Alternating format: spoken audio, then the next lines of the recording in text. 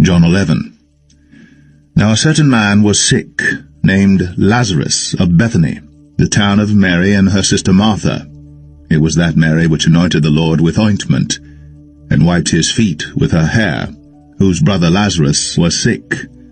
Therefore his sisters said unto him, saying, Lord, behold, he whom thou lovest is sick.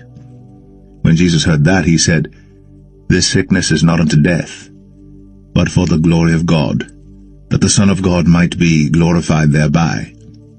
Now Jesus loved Martha and her sister, and Lazarus.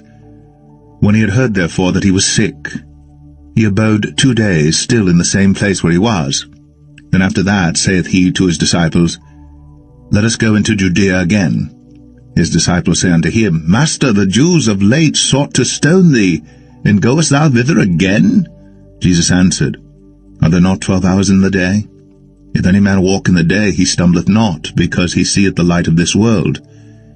But if a man walk in the night, he stumbleth, because there is no light in him. These things said he, and after that he saith unto them, Our friend Lazarus sleepeth, but I go, that I may awake him out of sleep. Then said his disciples, Lord, if he sleep, he shall do well. Howbeit Jesus spake of his death, but they thought that he had spoken of taking of rest and sleep. Then said Jesus unto them plainly, Lazarus is dead, and I'm glad for your sakes that I was not there, to the intent ye may believe. Nevertheless, let us go unto him. Then said Thomas, which is called Didymus, unto his fellow disciples, Let us also go, that we may die with him. Then when Jesus came, he found that he had lain in the grave 4 days already. Now Bethany was nigh unto Jerusalem, about 15 furlongs off. And many of the Jews came to Martha and Mary, to comfort them concerning their brother. Then Martha, as soon as she heard that Jesus was coming, went and met him, but Mary sat still in the house. Then said Martha unto Jesus, Lord, if thou hadst been here, my brother had not died. But I know that even now, whatsoever thou wilt ask of God, God will give it thee. Jesus saith unto her, Thy brother shall rise again. Martha saith unto him, I know that he shall rise again in the resurrection at the last day. Jesus said unto her, I am the resurrection and the life. He that believeth in me, though he were dead, yet shall he live. And whosoever liveth and believeth in me shall never die. Believest thou this?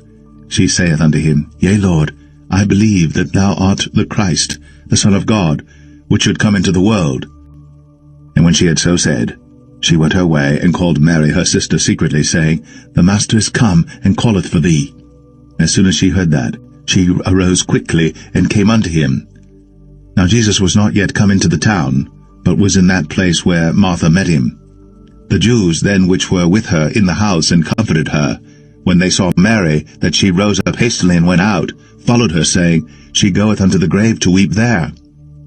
Then when Mary was come where Jesus was, and saw him, she fell down at his feet, saying unto him, Lord, if thou hadst been here, my brother had not died.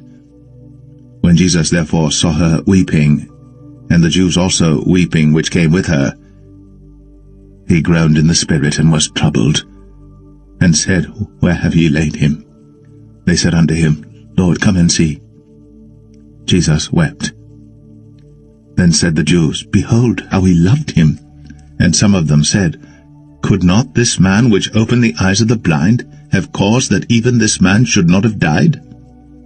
Jesus therefore again groaning in himself cometh to the grave. It was a cave, and a stone lay upon it. Jesus said, Take ye away the stone. Martha, the sister of him that was dead, saith unto him, Lord, by this time he stinketh, for he hath been dead 4 days. Jesus saith unto her, Said I not unto thee that, if thou wouldst believe, thou shouldst see the glory of God? Then they took away the stone from the place where the dead was laid. And Jesus lifted up his eyes and said, Father, I thank thee that thou hast heard me.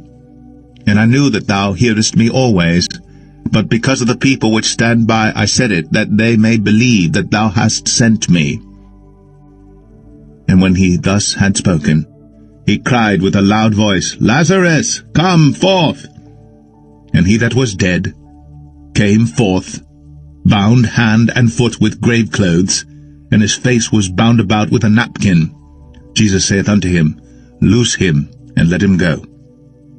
Then many of the Jews which came to Mary, and had seen the things which Jesus did, believed on him. But some of them went their ways to the Pharisees, and told them what things Jesus had done. Then gathered the chief priests and the Pharisees a council, and said, What do we? For this man doeth many miracles.